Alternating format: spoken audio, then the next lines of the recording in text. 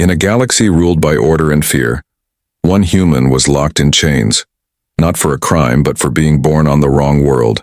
They called her dangerous, primitive, a threat. But when the galaxy's most advanced fleet began to fall, she didn't run, she rose. What happens when the one you cast out becomes the only one who can save you? This is the story of a prisoner who rewrote the rules and reshaped the future. If you are new here, then please subscribe this channel and show thumbs up by liking the video. Now let's move to this wonderful story. The galaxy, despite its vastness and complexity, had a strange love for rules, labels, and paperwork. Even among stars and planets where ships could fold space and beings could live for centuries, everything still had to be categorized and classified. That was why humans, with their unpredictable emotions and strong bodies, had been labeled as dangerous. Earth, their home, was marked as a high-risk world, a place so wild and challenging that it was a miracle anything intelligent had survived. There, most species in the Galactic Confederation avoided Earth altogether. Those who did study humans often did so from behind thick glass walls or through long-distance observations. Lena Morrow knew all of this. She also knew that being a human diplomat in the Confederation was like trying to juggle fire in a room full of flammable gas. But she had accepted the job. She believed in progress, in building bridges between worlds. What she hadn't expected was to be dragged through a ship in chains, flanked by alien guards who refused to meet her eyes. The guards were from a species called the Tarnik, tall creatures with skin like polished stone and narrow eyes that gave nothing away. They marched in silence, gripping her arms tightly, as if she might break loose and tear the place apart at any second. "This is a misunderstanding," Lena said calmly, not struggling. Her voice didn't tremble, even though she was aware of the dozens of curious stares from passing crew members. "I'm a diplomat. That means you can't do this." The lead Tarnik officer didn't respond. He just tightened his grip slightly and kept walking. They stopped in front of a thick metal door which opened with a low hum. The room inside was clearly not meant for diplomatic guests. It had force fields, reinforced walls, and gravity settings that Lena could feel adjusting with every step. The air smelled metallic and dry. It was cold. They pushed her toward the center and activated restraints. Blue, glowing bands that locked around her wrists and ankles. The moment they clicked, Lena felt a small pulse travel through her skin. This wasn't just for show. These were meant to hold beings far stronger than her. "I'm not here to hurt anyone," she said, more to the room than to the guards. They left without a word. The door closed, the force field hummed to life, and Lena was alone.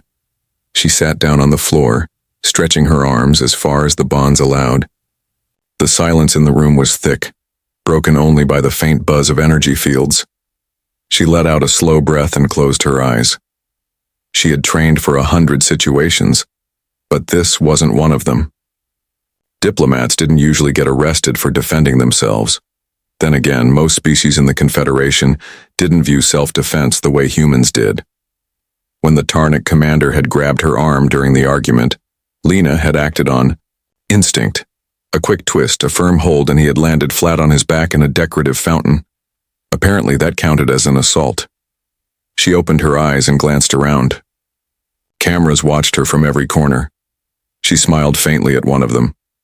"Just a bad day at work," she murmured. Time passed slowly. There were no windows, no clocks. Lena counted her heartbeats and tried to stay alert.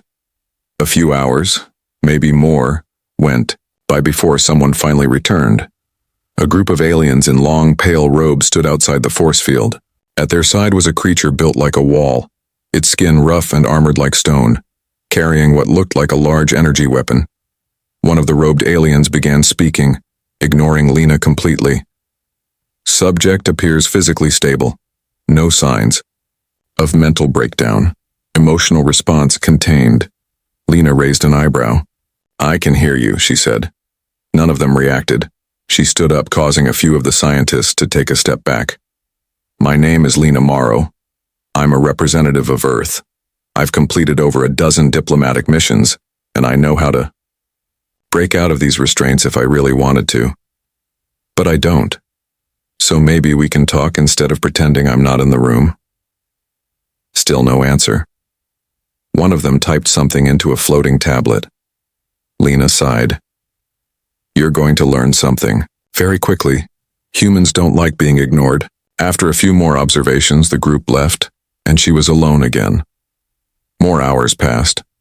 The restraints adjusted whenever she moved too quickly. The temperature changed randomly, and the light dimmed and brightened without pattern. It was testing her. They wanted to see how she'd react. How long it would take her to break. She didn't. The next day, they returned. This time, they watched her do physical exercises.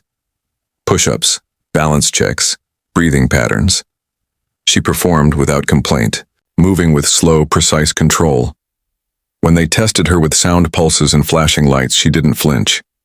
When they changed the gravity so that her legs felt like stone, she gritted her teeth and kept going.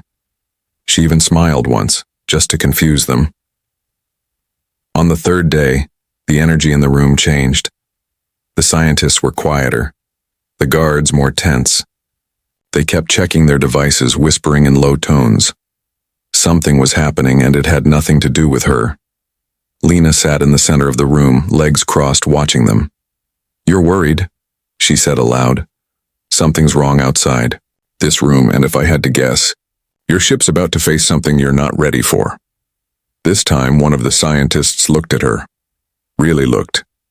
His small, glassy eyes narrowed just slightly.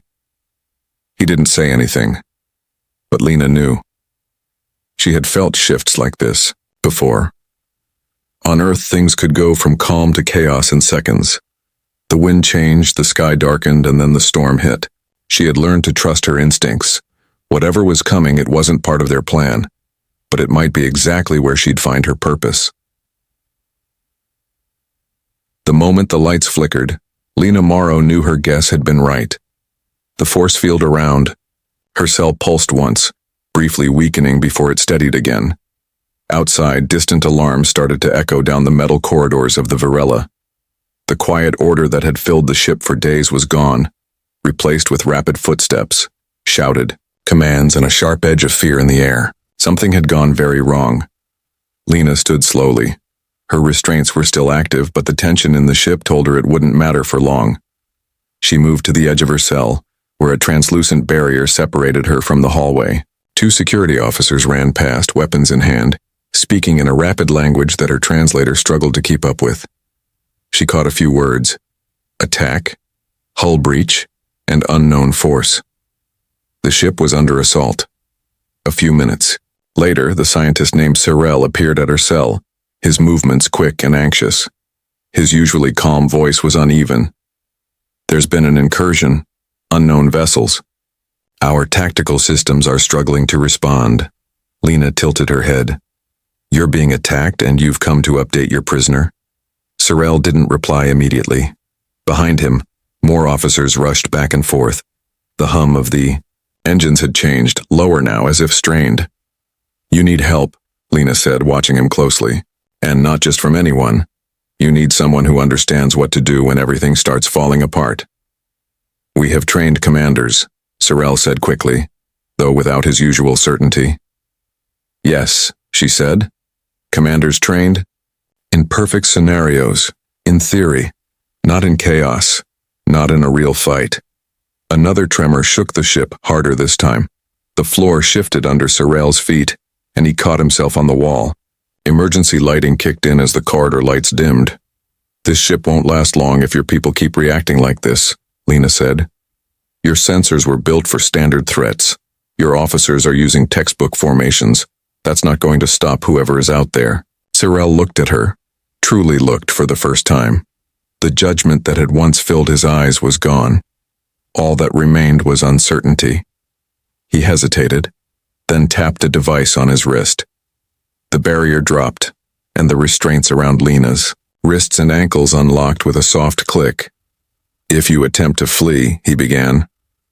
I won't, Lena said, stepping forward and stretching her arms. Not while I can help save this ship. He led her quickly through the halls of the Varela. Chaos met them at every turn. Panicked officers, scattered reports, and screens filled with red warnings. On the way to the command center, a young tactical assistant stumbled toward them, his voice shaking. They're inside, boarding pods, multiple decks breached. Lena frowned. They're not just attacking from the outside?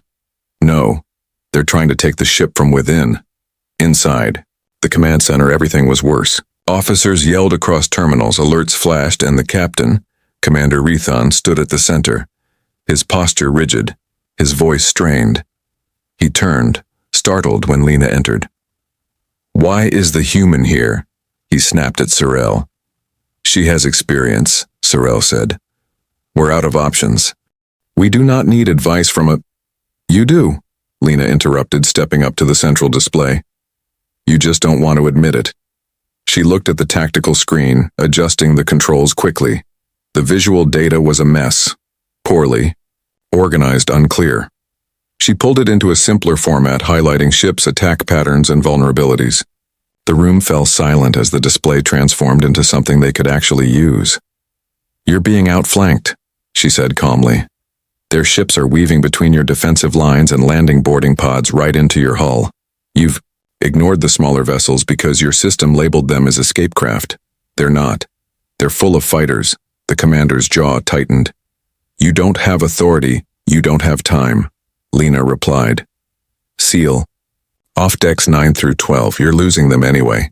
Trap the invaders there and lock the passages behind them.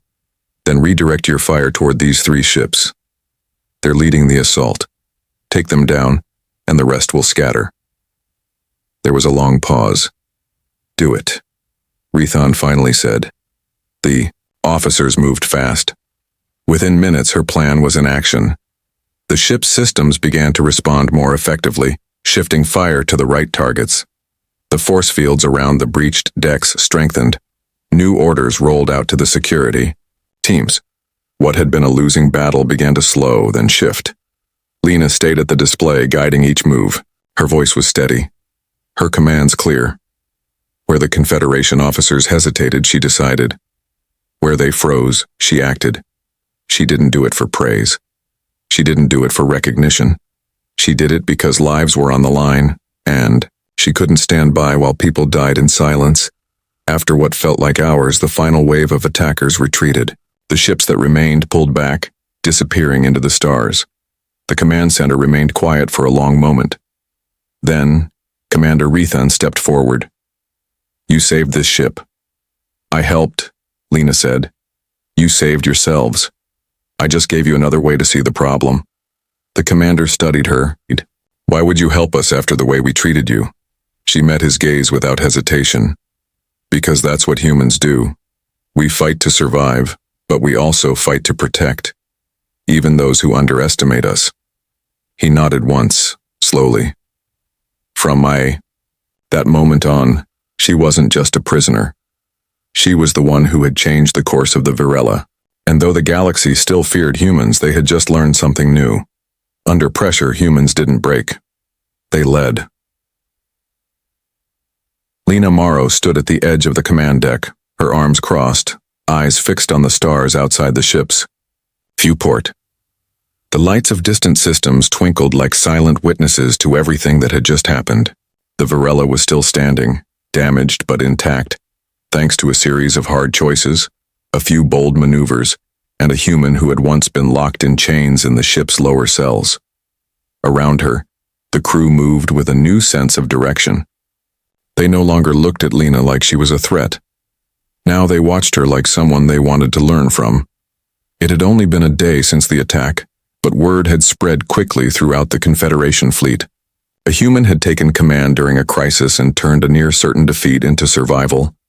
Ships from other sectors began sending cautious messages of thanks and questions about the tactics she had used. Most of the messages ended with the same words. "Who is she?" General Thirell arrived that afternoon, stepping onto the Virella with a group of advisors in tow. He was taller than most, with silver-gray skin and deep-set eyes that never seemed to blink. He had served in the Confederation Peace Force for nearly a century, known for his calm authority and dedication to order.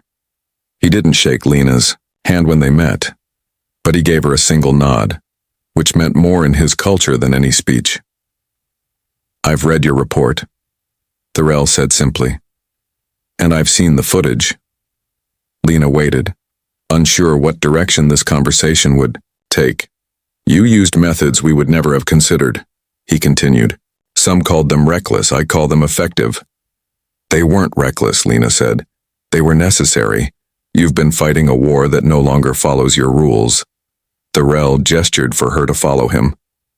They walked through the ship together, moving past crew members who gave quiet nods as they passed. "We need someone who understands this new kind of fight," he said. "The rebels aren't using standard tactics, they're adapting, shifting, learning. That means we must do the same." "You're asking me to help?" Lena asked, already knowing the answer. "I'm offering you a position on the Confederation's Strategic Council. You'd have authority to plan operations across 3 sectors. Lena stopped walking. "You realize how strange that sounds, right? A week ago, your officers had me in chains." Thorell looked her in the eye. "And that was a mistake. The Confederation makes many mistakes, we're learning." Lena considered his words. She could have said no. She could have walked away, returned to Earth, and left the galaxy to its growing problems. But that wasn't who she was. She had seen what happened when people stood back and did nothing. She had always believed that change started with a choice, even if that choice felt uncomfortable. "Fine," she said, "but I won't follow outdated strategies and I won't work under people who ignore reality." "You'll have full command," Thorell replied. "Within the limits of the Council's oversight, of course. Then I'll need new maps, updated field data, and full access to the latest surveillance feeds," Lena said without hesitation. "And I want my own team. People who think like me, not like your textbooks." The general didn't smile, but he gave a small nod. Done. Over the next 10 days, Lena threw herself into her new role. She built her team from a mix of species: officers who were overlooked because they questioned orders, engineers who had creative solutions, even junior analysts who saw patterns others missed. She didn't care about rank or background. She cared about results. Her orders were clear, her plans fast, and her voice steady. Some resisted her at first, but they couldn't argue with the outcomes. Each operation she led became another surprise: success. Ambushes were avoided, key supply lines were protected, and most importantly, the rebel forces were pushed back, not with brute strength, but with smart, unexpected moves. She began using deception, misdirection, and calculated risks, methods that reminded many of ancient war stories but updated with new technology and sharper insight. One evening, as she reviewed battle data aboard the flagship Yaren Prime, AAD's young officer approached her.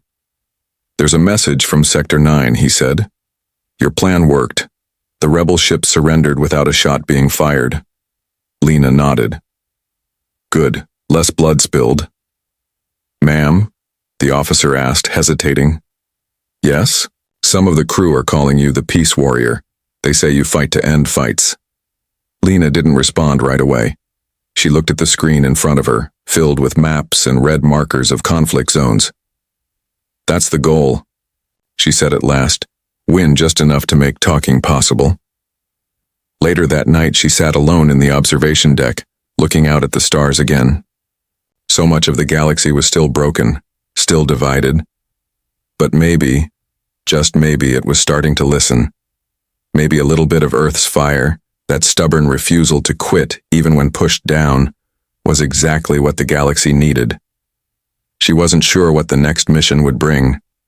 The rebels would change their strategy. New enemies might rise.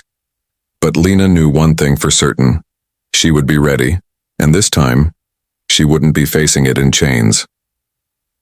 The negotiations were held on a station called Auralis Spire, an enormous structure floating in neutral space, built to host high-level diplomatic meetings between species across the galaxy. From a distance, it looked like a silver blossom, each petal a different environmental zone to accommodate the needs of many worlds. Inside, it was quiet, almost too quiet, the air still and heavy with anticipation. Lena Morrow walked through the long corridor leading to the central chamber. Her steps calm, her face unreadable. She wore a new uniform, dark blue with a simple silver stripe running from shoulder to hip, blending symbols from Earth's diplomatic corps and the Confederation Peace Force. It wasn't about power. It was about presence. She had been invited, not as a prisoner, nor a soldier, but as a voice. 3 months had passed since the battle on the Varela. Since then, Lena had led operations across several sectors. Her strategies were sharp, her results undeniable. Even her former critics had started to call her tactical overseer, a title created to match her authority without placing her above their command structure. She hadn't asked for it, but she accepted it because it opened doors. And now, it had led her here, to the heart of the galaxy's future. Inside the negotiation chamber, representatives from over 20 species sat in arranged circles. The rebel delegation occupied one side, each member wearing simple garments marked with their faction's sigil. Their leader, a tall being with shimmering blue skin named Calvek, sat at the center. He had been one of the key planners behind the recent uprisings. Across from him, Confederation Council members sat rigidly, their expressions a mix of caution and curiosity. All eyes turned to Lena as she entered. "She is not of the Council," Calvek said, his voice even but firm. "She cannot lead these talks. She is here because she is the reason we're even sitting here at all," replied Council Chairwoman Velra, a reptilian diplomat known for her careful speech. "You asked for a mediator. You'll have no one more honest." Lena stepped forward and faced Calvek directly. "I'm not here to speak for anyone," she said. "I'm here because I understand both sides more than most. You see the Confederation as broken. They see you as dangerous. But the truth is, neither side can afford to keep fighting." Calvek narrowed his eyes. "You led attacks against us. I led efforts to prevent greater violence," Lena answered. "Every strategy I used was designed to end the battle quickly and save lives, on both sides." The room remained still. "I don't support chaos," she continued. "I support change. And so do many members of the Confederation. They've finally begun to listen, not because of pressure, but because of proof." Velra nodded and brought up a holographic projection. "This is the proposed reform package. It includes structural changes to voting rights, equal representation from newly joined species, and a complete review of the outdated planetary classification system. No more judging intelligence or value by a world's gravity or atmosphere." Calvek didn't answer immediately. His advisors whispered beside him. He looked at Lena once more. "Do you believe these changes are real? Or just a temporary mask to calm rebellion?" "They're real enough to scare the people who benefit from the old ways," Lena said. "And they're written by voices like yours, only spoken through. Someone the Confederation finally had to pay attention to." The room stayed quiet for several seconds. Then Calvek leaned back. "Then let's begin." The talks lasted days. Every issue, resource imbalance, unfair trade routes, broken council, systems was laid bare. Lena stayed in the center of it all, answering questions, calming tempers, cutting through lies. She never raised her voice, but her words hit harder than most shouts.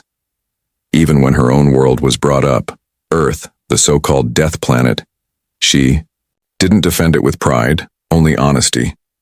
"Yes," she admitted, "we come from a world that teaches us to be tough. But toughness isn't cruelty. It's learning how to survive and still reach out to others even after being burned. It's learning when to stand your ground and when to listen." In the end, both sides agreed to sign a new agreement, later called the Spire Accords. It was the biggest reform in Confederation history, marking the beginning of a new system built on fairness and trust, instead of fear and tradition. Lena was offered a seat on the restructured council, but she turned down. "I don't want a chair," she said. "I want a better table." When the ceremony ended, she returned to her ship without celebration. She watched the stars again, but this time they felt different. Not distant, not cold, just open. A message came through her comms, a simple one from a junior officer aboard a distant vessel. It read, "You changed everything. Lena smiled. Not because she had power, not because they finally believed in humans, but because she had proved something deeper, that one person, no matter where they came from, could make a difference if they kept showing up, kept speaking truth, and never stopped believing that change was possible, even when chained. In the heart of a galaxy that once labeled her dangerous, Lena Morrow had become something no one expected, a symbol of peace. Not by avoiding conflict, but by walking through it with her head held high, her words sharp, and her purpose clear. The galaxy would never be the same, and that, she thought quietly, was exactly the point.